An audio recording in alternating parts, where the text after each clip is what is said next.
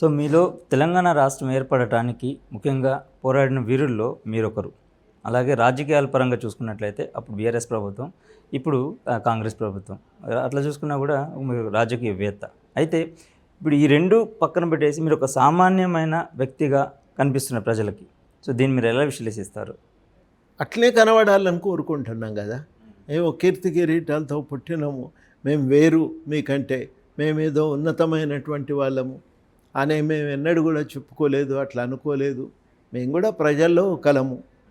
వాళ్ళకి ఏదన్నా కష్టం వచ్చినప్పుడు మన వంతు బాధ్యతగా చెప్పాలి. అది నిరుద్యోగులు రోజు ఫోన్ చేసి వాళ్ళ ఇబ్బందులు చెప్తుంటారు. చెప్పినప్పుడు మేము నిరంతరం ప్రభుత్వంతో మాట్లాడుతున్నాం. దీని మీద మీరు నిర్లక్ష్యంగా వ్యవహరిస్తే ఇది మంచిది కాదు, అది విస్ఫోటనం చెందుతుంది, అది ఎన్నడో ఒకరోజు మన నియంత్రణ తప్పిపోతుంది, అంత తీవ్రమైన సమస్యగా అది మారకుండా చూడవలసిన బాధ్యత మీ మీద ఉంది, ఆలోచించండి అని చెప్తున్నాం. వాళ్ళు కూడా మీరు చెప్పింది వాస్తవము, సీరియస్ విషయం ఇది, మేము కూడా తప్పనిసరిగా దీనిపై నిర్ణయాలు తీసుకుంటామని ఒక మాట ఇచ్చినప్పుడు మేము ఆగవలసి వస్తుంది, మళ్ళీ మాట్లాడవలసి వస్తుంది. కాబట్టి విషయం ఏంటంటే మేమేదో ప్రత్యేకమైన మనుషులం కాబట్టి మాకు గౌరవం ప్రత్యేకంగా ఇవ్వాలి, మాకు ప్రత్యేకంగా కుర్చీ వేయాలని మేము అంటలేం. ప్రజల సమస్యలు ఇవి ఉన్నాయి, వినండి అనేదే మేము ప్రభుత్వానికి చెప్తున్నాం. విన్నప్పుడు సంతోషపడుతున్నాం, వినకపోతే ఏం చేస్తే ఇది వింటారు, ఏం చేస్తే దీనికి పరిష్కారానికి విధి విధానాలు తయారవుతాయి అనేది ఆలోచన చేసి ఆ వ్యూహంతో మేము ముందుకు పోతున్నాం. కేసీఆర్ గారు ప్రభుత్వం ఉన్నప్పుడు మిమ్మల్ని ప్రజలు చాలా ఊహించుకున్నారు. అంటే ఒక ఎమ్మెల్యేగానో ఎమ్మెల్సీగానో ఒక మంచి పదవి తీసుకుంటారు, ప్రజలకు సేవ చేస్తారు అనేది చాలామందిలో ఉన్నది. ఆ తర్వాత అది ఎప్పుడు సాధ్యపడలేదు, ఆ ప్రభుత్వంలో సాధ్యపడలేదు. ఇప్పుడైనా సాధ్యపడుతుందని అనుకుంటే ఇప్పుడు కూడా పెండింగ్లో ఉంది. సో దీనికి ప్రధానమైన కారణాలు ఏంటి? సో ఎవరైనా అడ్డుపడుతున్నారా? సో కోదండరామ్ గారికి ఏ పదవి రాకుండా ఎవరైనా అడ్డుపడే శక్తులు ఏమైనా ఉన్నాయంటారా? ఇక అన్నీ తెలిసిన విషయాలే కదనండి, మళ్ళీ నేనేం మాట్లాడాలి? నా వ్యవహారం గురించి, నా పదవి గురించి మళ్ళీ నేనేం మాట్లాడాలి? అందరికీ అన్నీ తెలుసు. కాబట్టి దాని మీద ఇంతకంటే నేను ఇంకేం మాట్లాడటం కూడా మంచిది కాదు. అది ఇప్పుడు గతంలో పోల్చుకున్నట్లయితే లక్షల వేలలో మీ వెనకాల నిలబడిన మీతో పాటు అడుగులు వేసిన విద్యార్థి సంఘాలు ఏవైతే ఉన్నాయో సో క్రమేపీ తగ్గుతూ వచ్చాయి. సో దీనికి ప్రధానమైన కారణం ఏమిటంటారు? విద్యార్థి సంఘాలు జనరల్గానే వాళ్ళ కార్యక్రమాలు తగ్గినాయండి. తగ్గటానికి కారణం ఏంటంటే, ఒకటి చదువు మీద దృష్టి పెడుతున్నారు. ఇదంతా పోటీ ప్రపంచం కదా, చదువు మీద దృష్టి పెరిగింది, ఏదో మార్కులు తెచ్చుకొని ఎక్కడ సెటిల్ కావాలి అనే ఒక తాపత్రయం పెరిగింది. అందువల్ల ఏంటంటే మునుపట్లాగా విద్యార్థి సంఘాల కార్యక్రమాలు అనేవి ఇప్పుడు జరగటానికి అవకాశం లేదు. సమస్యలు ఏమన్నా ఉంటే వాటిని పరిష్కారం కోసం దీన్ని ఒక సాధనంగా ఉపయోగిస్తాడు విద్యార్థి, మునుపట్లాగా కాదు. ఒక ఇంటర్మీడియట్ విద్యార్థి ఏదో స్టూడెంట్ ఒక ఆర్గనైజేషన్లో ఒక భాగంగా ఉంటాడు. కాలేజీలో ఏమన్నా సమస్యలు వచ్చినప్పుడు ఫోన్ చేసి చెప్పుకుంటే వాళ్ళు వచ్చి పరిష్కరిస్తారనేది వాళ్ళకున్న అభిప్రాయం. అది ఇవాళ ఉన్న దృష్టికోణం. ఆ మేరకు మాత్రమే ఆ సంఘంతో ఉంటాడు. లేకపోతే రోజువారీగా వచ్చి సమ్మె చేద్దాం రమ్మంటే పోవటానికి వాళ్ళు తయారుగా లేరు. ఇవాళ పరిస్థితి అది. సో మీరు పెట్టిన సొంత పార్టీ సో బలోపేతం అవ్వడానికి ఆస్కారం లేకుండా పోయింది. సో దీనికి సంబంధించి మీరు గతంలో కూడా చెప్పారు, నా దగ్గర డబ్బులు లేకపోవడమే ఆర్థిక సమస్యే కారణం అని చెప్పేసి అని అన్నారు. సో ఈ పార్టీని ఇలాగే ఉంచుతారా, లేకపోతే రానున్న రోజుల్లో ఏదన్నా ఒక పార్టీతో విలీనం చేస్తారా? విలీనం ఏం చేయమండి, మాకు లక్ష్యం ఉంది, రాజకీయాలను సంస్కరించాలి, మార్చాలి అనేది. దానికోసం మా ప్రయత్నం కొనసాగుతుంది. మాకు నైతికపరమైన గుర్తింపు ఉంది, బలం ఉంది. కాకపోతే ఏంటంటే అది ఓట్ల రూపంలో మార్చుకునేటువంటి పరిస్థితి లేదు. ఇవాళ రాజకీయాలే అట్లున్నాయి.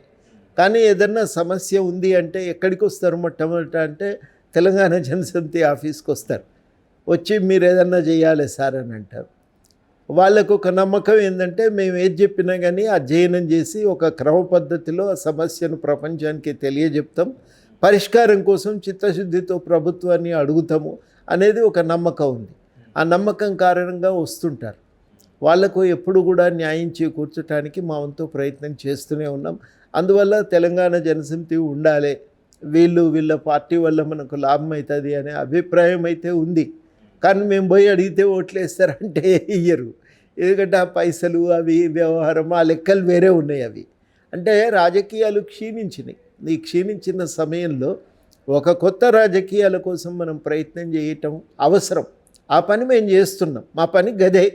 ఇక ఆ పని వల్ల మీరు బలాన్ని తూకం వేయదలుచుకుంటే బలం కనబడకపోవచ్చు, రోజు మీడియాలో కనబడటానికి పైసలు వెదజల్లే శక్తి లేకపోవచ్చు. కానీ మీరు కనుక మా వెంబడి ఒక 2 రోజులు కెమెరా పట్టుకొని తిరిగితే మేము ఏం చేస్తామనేది ప్రపంచానికి చూపిస్తే అందరూ ఆశ్చర్యపోతారు, ఇంత పని ఎట్లా చేస్తున్నారు వీళ్ళు అని. అంత పని చేస్తున్నాం వాస్తవానికి. సరే, మిగతాయి మనకు అనవసరం.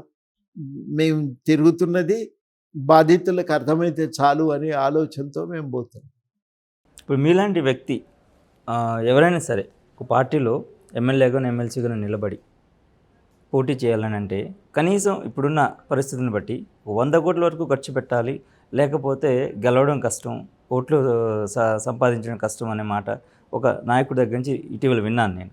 సో దీన్ని మీరు ఏకీభవిస్తారా? ఇందులో వాస్తవం ఎంతవరకు? 100% కరెక్ట్.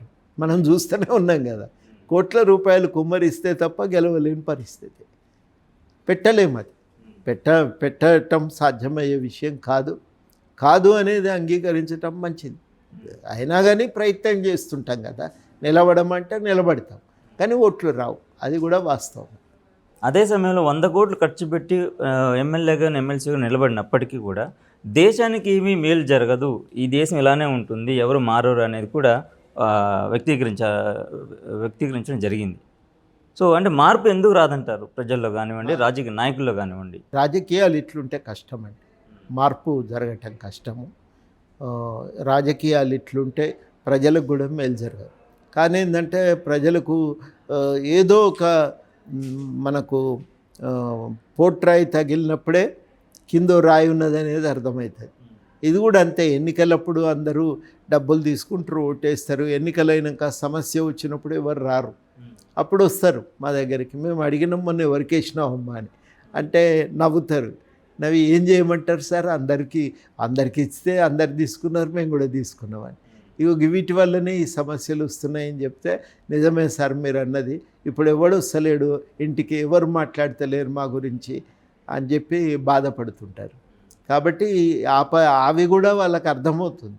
బాగా బాధితులు ఉన్న చోట, ప్రభుత్వ విధానాల వల్ల నష్టపోయిన వాళ్ళు ఉన్న చోట వాళ్ళు ఈ పరిణామాల నుంచి కొంత దూరంగా నిలబడే ప్రయత్నం చేస్తారు.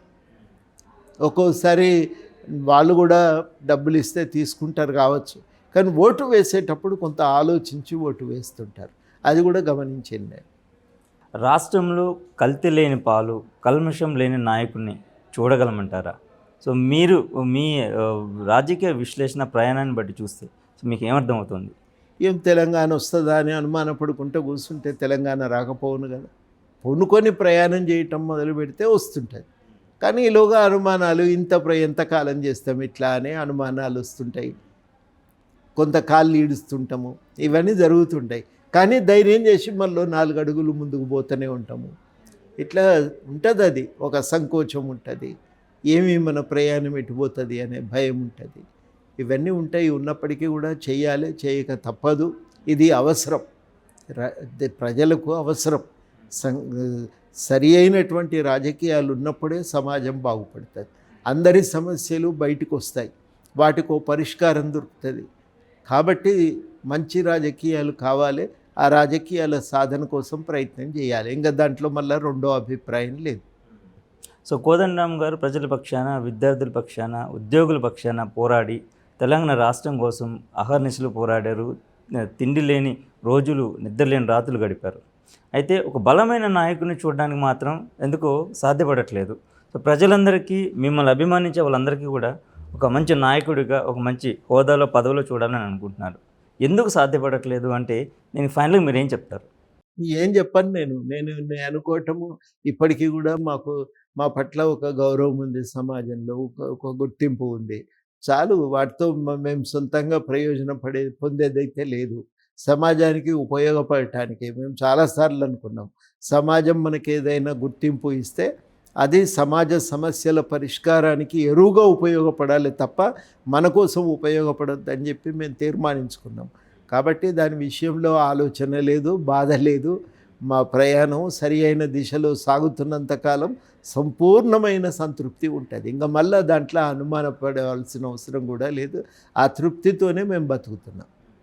కుటుంబ పరిపాలన వల్లే మీలాంటి వాళ్ళు టీఆర్ఎస్ పార్టీకి దూరం అయ్యి ఇబ్బందులు ఎదుర్కొన్న సందర్భాలు, ఇప్పుడు అదే కర్మ తిరిగి వచ్చి సో కేసీఆర్ ఫ్యామిలీకి ఇబ్బందులు తీసుకొచ్చింది అనేది కొంతమంది కర్మ సిద్ధాంతాలు పాటించే వాళ్ళు మాట్లాడుతున్నమాట.